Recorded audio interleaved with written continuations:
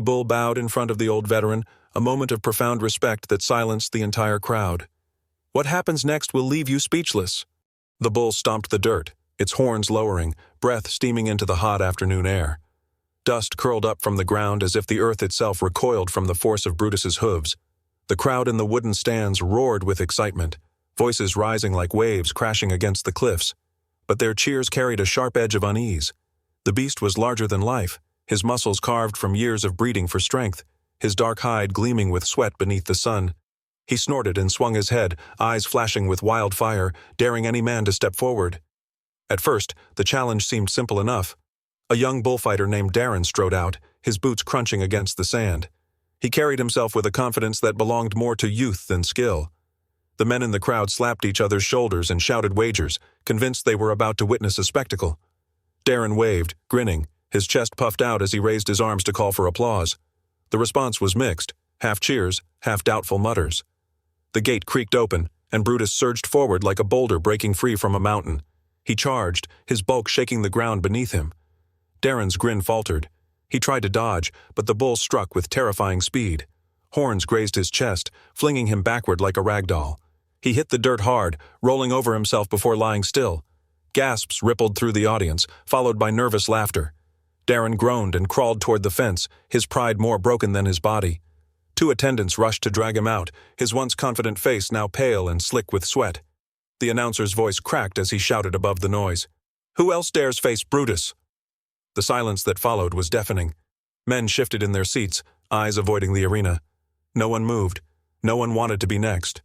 The bull pawed the ground, tossing his head as if mocking the crowd, daring them again. And then, from the third row of benches, an old man rose.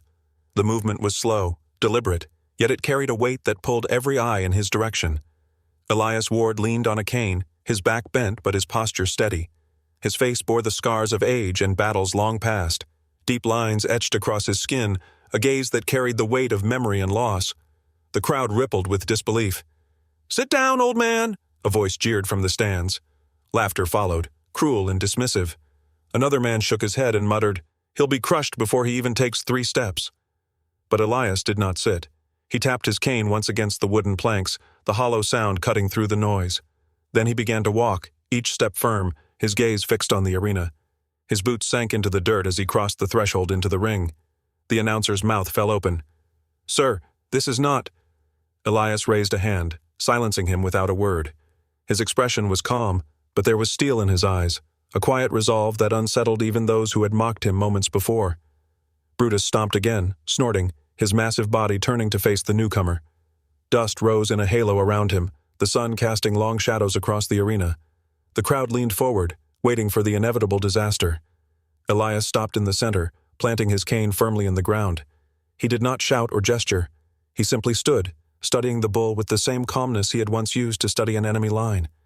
His chest rose and fell slowly, his breath measured.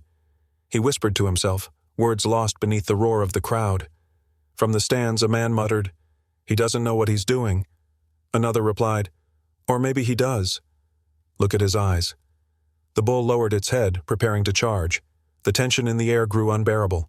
Some men shouted warnings, others laughed, convinced they were about to see the old man trampled into the dirt. But Elias did not flinch. His grip tightened around the handle of his cane. His legs shifted slightly, balanced, ready. In his mind, the sounds of the arena faded. He was no longer in Keldon, but in a memory. The battlefield, where smoke had clouded the sky and the ground had shaken with thunder not unlike the bull's charge. He remembered men screaming, the chaos of bodies clashing, and the silence he had forced himself to find amidst the storm. That silence was with him now. Brutus bellowed and charged, a wall of muscle and fury. The ground shook with each step, dust exploding beneath his hooves. The crowd gasped, some turning away, unable to watch. Elias waited until the last moment, then shifted one step aside. His cane scraped against the dirt, steadying his movement. Brutus thundered past, missing him by a breath, and slammed into the wooden barrier with a crash that rattled the stands. The crowd erupted in shouts. Some cheered wildly, others cried out in disbelief. Elias did not smile, nor did he show relief. He simply turned, facing the bull again as if nothing had happened. The beast shook itself, snorted, and wheeled around for another attack. His eyes burned with fury now, insulted by the miss. He lowered his head again, ready to crush this frail opponent. Elias's hand tightened on the cane. His body was weary, bones aching from years of battles and burdens, yet his mind was sharper than the horns that threatened him. He whispered again under his breath, a soldier's rhythm, a reminder of control. His lips barely moved, but his gaze never wavered. The bull scraped the dirt with its hoof, preparing to charge again. The crowd held its breath. Some leaned forward, others clutched the railings. No one laughed now.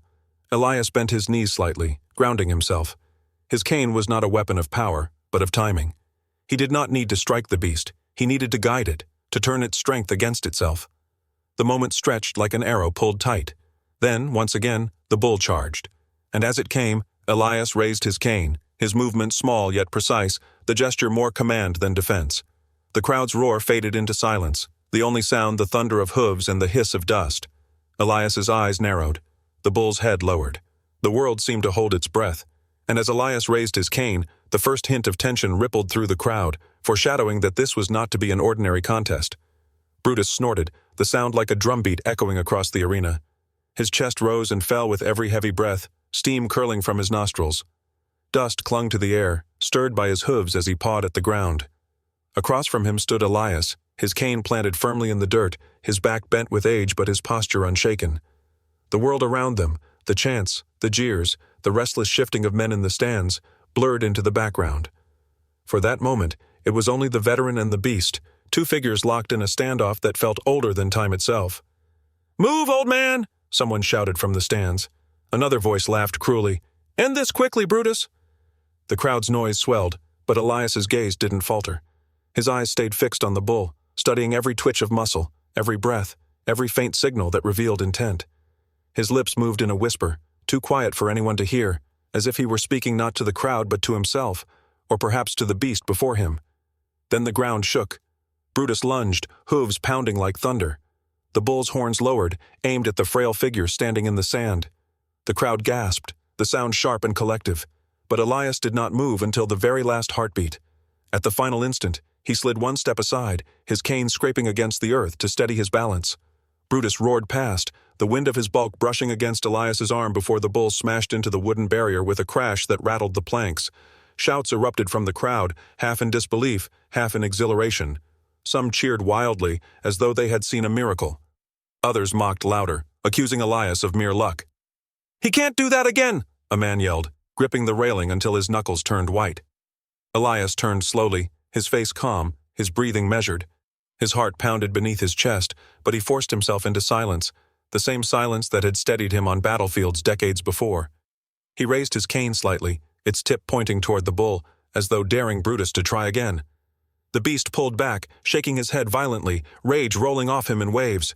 Dust flew as he pawed the ground once more, preparing to charge again. His muscles rippled, his horns gleamed, his body a weapon carved for destruction.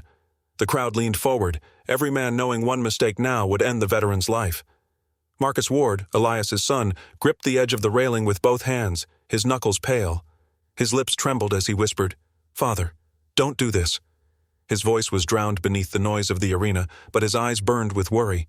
He had grown up hearing stories of his father's brilliance in war, how Elias could read enemy formations like an open book, how he had turned hopeless battles into victories by seeing patterns others missed.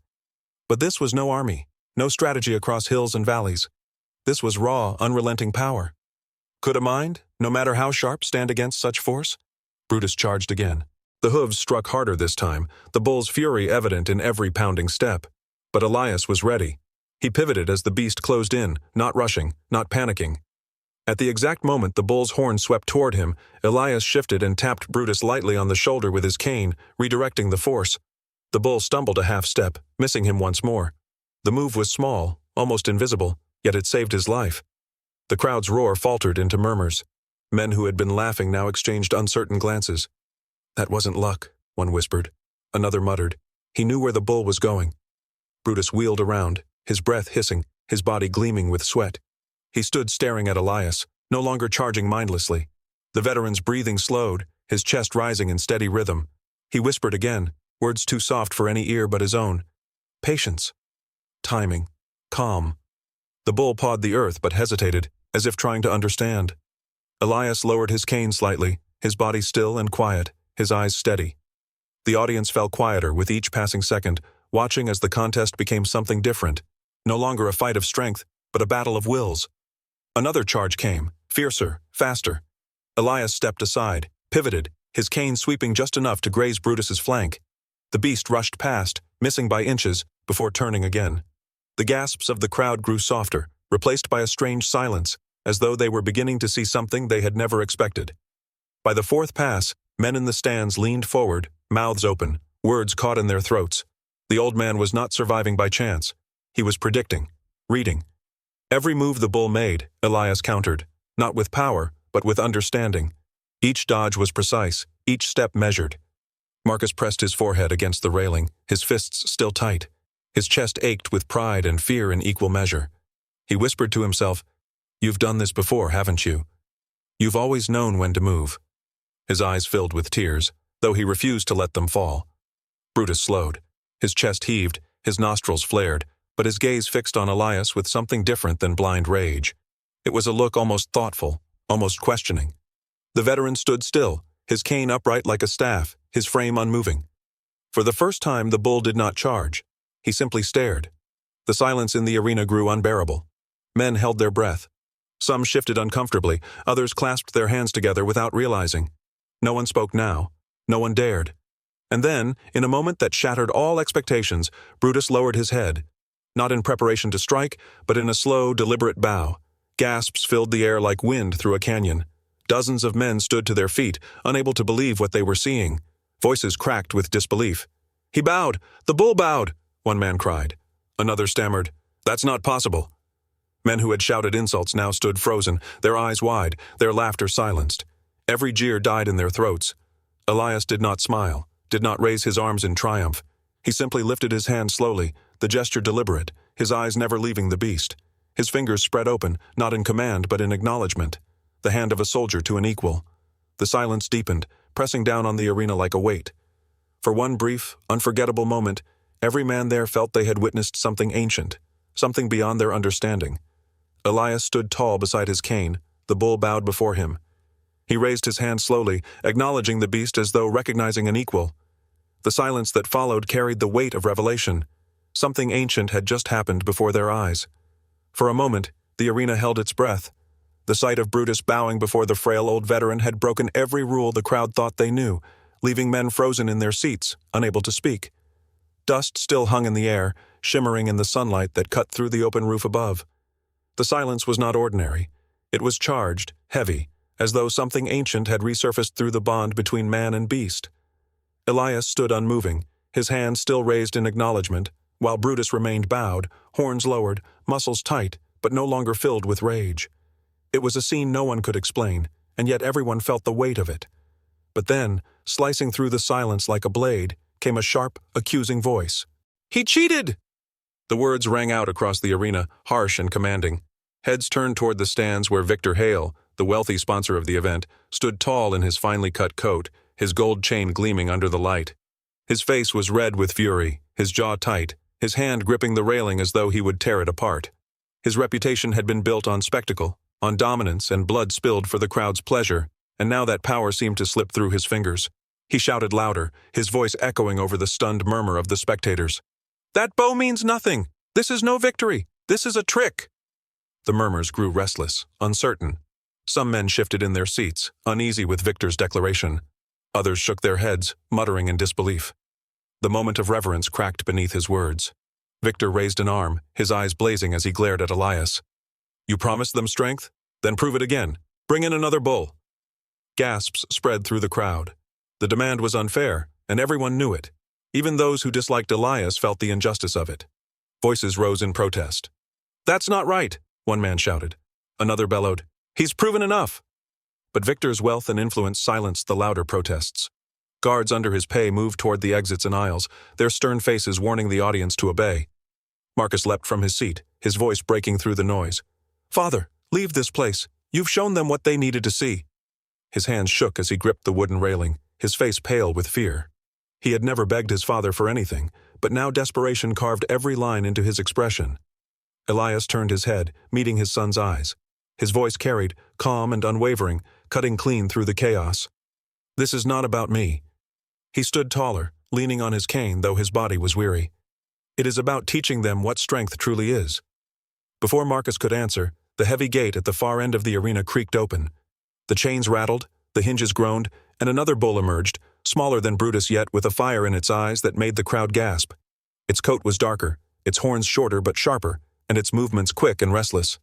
The beast pawed the dirt immediately, snorting violently, showing no hesitation or pause. Unlike Brutus, this bull knew no patience. It was born for speed, for relentless aggression. Victor's lips curled into a smile of cruel satisfaction. Let us see if wisdom alone can save him now. The second bull charged before the crowd had even settled. Its hooves struck the earth with a rapid rhythm, its horns slicing the air. Elias twisted aside, but the movement was not as smooth as before. His cane pressed into the dirt for balance, his legs strained. He had to turn faster, sharper, and though he avoided the horns, the rush nearly knocked him to the ground. The audience gasped, cries echoing through the arena. Some men covered their mouths, others stood on their feet in alarm. Elias steadied himself, breathing hard, his shoulders rising and falling with fatigue. He could feel the toll in his bones, his age now working against him as the bull circled back with furious speed. The next charge came quicker. Elias shifted again, but this time the bull's horn grazed his cane. With a sharp crack, the wood split in two, snapping under the force. Elias stumbled forward, landing hard on one knee. The dust clung to his clothes as he braced himself with the broken half of his cane, the sharp edge digging into the dirt. The crowd cried out, their voices rising in a wave of horror. "It's over!" one man shouted. Others looked away, unable to watch. Even Marcus clutched his head with both hands, his voice breaking into the chaos. "No!" The second bull pawed the ground once more, preparing for the strike that would end it. Its muscles coiled, its nostrils flared, its horns lowered. The moment stretched unbearably long, the tension unbearable. And then, from the other side of the gate, a thunderous bellow shook the arena. Brutus. The mighty bull slammed his horns against the wooden gate, splintering the thick beams with terrifying force. Men near the gate scrambled back, shouting in fear as the barrier cracked under the weight of his fury. Again and again Brutus struck, his roar shaking the stands, until the wood gave way in a spray of shattered planks. With a final surge, he stormed into the arena, dust exploding beneath his hooves. The crowd erupted, voices crashing like a storm. What they saw defied everything they had come to believe. Brutus did not charge the veteran. He did not turn his horns toward Elias. Instead, he thundered forward and planted himself between the fallen man and the oncoming bull. His massive frame loomed like a wall of muscle and defiance, his horns lowered not at Elias, but at his fellow beast. The younger bull skidded to a halt, its eyes wide with sudden hesitation. It snorted, pawing the ground, but did not charge. Brutus's roar filled the air, a sound of authority that seemed to shake even the earth beneath their feet. The smaller bull lowered its head, but after a tense moment, it began to back away, subdued by the presence of the mightier animal. Elias, breathing heavily, pushed himself up from the dirt. He stood beside Brutus, his chest rising with effort, sweat running down his brow. For the first time since the ordeal began, his hand rested not on a weapon, but lightly against the flank of the beast that had once threatened his life. Brutus did not flinch. He stood firm, his muscles tight, as though he had chosen his side. The sight struck deep into the hearts of the men watching. Their cheers faltered into silence once more, not from shock this time, but from something far greater. Reverence. Respect. It was no longer a contest of man against beast, nor a game for their amusement. It had become something undeniable, something that felt sacred. Victor stood frozen in the stands, his eyes wide, his fury boiling over as his carefully built plan crumbled before him. His lips trembled with rage, his hand gripping the railing until his knuckles whitened. He had promised blood, and instead, the people had been shown unity. He swore under his breath, his voice carrying just enough for those nearby to hear, "This event will not end this way." Victor stormed into the ring, his boots striking the ground with the fury of a man who felt his authority slipping through his fingers. His face was flushed crimson, his eyes sharp with rage, and his voice tore across the arena like a whip. "This is nothing but a fraud!" he bellowed, his words echoing against the stone walls. "Do not be fooled by this old man's tricks. You came here for a battle, for a true display of strength, not some staged illusion." But the crowd did not answer him with cheers. Instead, their voices rose in unison, not in agreement, but in defiance. Their shouts grew louder and louder, drowning out Victor's accusations. Men stamped their boots, clapped their hands, and roared their approval not for the sponsor, but for the old veteran standing calmly beside the massive bull. The air trembled with their unity. Victor's words, once so commanding, fell flat and meaningless beneath the thunder of the people's voices. Elias stood in the center of it all, the dust still swirling around his worn boots, his cane broken at his side. He placed a steady, weathered hand on Brutus's neck, his fingers sinking into the thick hide. The bull did not flinch, did not resist. Instead, it stood tall beside him, its chest rising and falling like a drumbeat, its horns glinting in the sunlight. Together, man and beast formed a picture that silenced even the whispers of doubt that lingered in some corners of the crowd. Elias turned his gaze to Victor, his eyes calm, steady, unshaken by the storm of rage directed at him. His voice, though not raised, carried across the arena with clarity, each word sharp and heavy with truth. Respect cannot be bought, and it cannot be forced, it must be earned. The words cut through the noise like an arrow through cloth. The crowd hushed for a breathless moment, letting the meaning settle in their minds. And then the cheers began again, louder than before, rolling through the stands like a wave that could not be stopped. The townsmen who had once doubted Elias now shouted his name. Their voices were not only for him, but for what he represented. From the stands, Marcus rushed forward, his boots pounding against the wooden steps as he leapt down into the arena. His chest heaved, his hands trembling, but his eyes shone with a pride he had never felt so strongly before. He came to stand at his father's side, planting himself firmly in the dirt as if declaring to the world that he would not move. Elias glanced at him, the faintest smile flickering across his weary face. Nothing was spoken between them, yet everything was understood. Victor's fury deepened, his lips twisting with desperation. He could not allow the people's hearts to be stolen away from him so easily. He had built his empire on dominance, on spectacle, and the very foundation of his power now cracked before his eyes. His voice broke with rage as he shouted to his guards, "Drive the beast away! Seize the old man!" The guards, clad in leather and steel, moved hesitantly at first, exchanging uneasy glances. Yet the command of their master pressed them forward. Spears in hand, they stepped into the ring, their boots crunching against the dirt as they formed a half-circle around Elias and Brutus. Elias stood his ground, his hand still on the bull, his eyes unblinking as the line of men crept closer. The crowd erupted in outrage, shouting insults at the guards, some throwing stones into the ring in protest. Yet the guards pressed on, fear hidden behind their rigid movements. Then Brutus moved. The bull let out a roar so deep and resonant that it seemed to shake the earth itself. The sound thundered across the valley, rattling the bones of every man present. With terrifying speed, Brutus lunged forward, his hooves tearing into the dirt as he charged. The guards, brave in words but not in heart, broke at once. Spears clattered to the ground as they scrambled in every direction, some diving for the gates, others clambering back into the stands. Brutus's massive horns swung with force, splintering wooden shields and sending men tumbling head over heels in the dust. Victor staggered back, his eyes wide with disbelief as his carefully trained men fled like frightened boys. His voice, once so commanding, was lost amid the chaos, drowned out by the roar of the crowd that now cheered not for blood, but for defiance. Elias did not move during the storm. He remained still, his hand resting against Brutus as though man and beast were bound by an unspoken agreement. Dust filled the air, the cheers of the people crashing like waves, until finally the guards vanished from the arena, leaving only Victor, Elias, Marcus, and the mighty bull. The noise swelled to its peak, applause and shouts rolling together into a sound that seemed to lift the very rafters of the stands. Yet this time, the cheers were not for the spectacle of violence. They were not for the thrill of battle. They were for the lesson that had just been shown to them all. Strength, they now saw, was not found in domination, but in understanding, in the bond that could be forged when respect replaced fear. Elias stood quietly, his body weary but his spirit unbroken. He had survived not only the fury of beasts, but the schemes of men, and in doing so, he had shown the people of Keldon what true strength meant. His chest rose with slow, steady breaths, and though no boast passed his lips, his silence spoke louder than any words. Victor, cornered by the sight of unity, shrank into himself. The crowd's scorn burned hotter than the sun above, and for the first time, the man who once controlled Keldon with wealth and intimidation found himself powerless. His shoulders sagged, his eyes downcast, his voice stolen by the tide that had turned against him.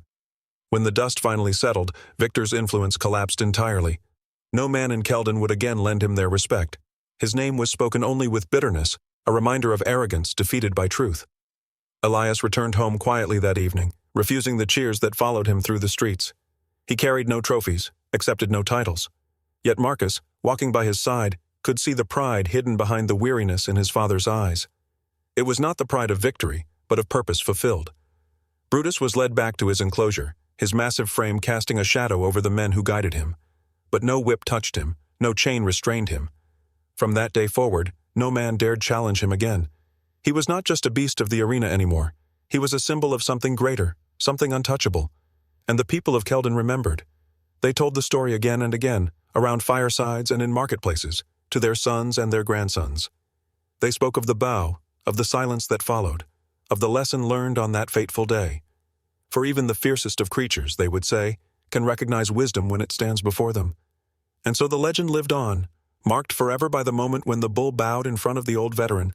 Then the crowd fell silent. Disclaimer: the story you just watched is fictional.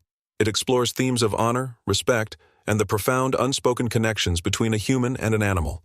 This narrative aims to highlight the enduring dignity of those who have served and to inspire a deeper appreciation for the wisdom and bonds that defy simple explanation.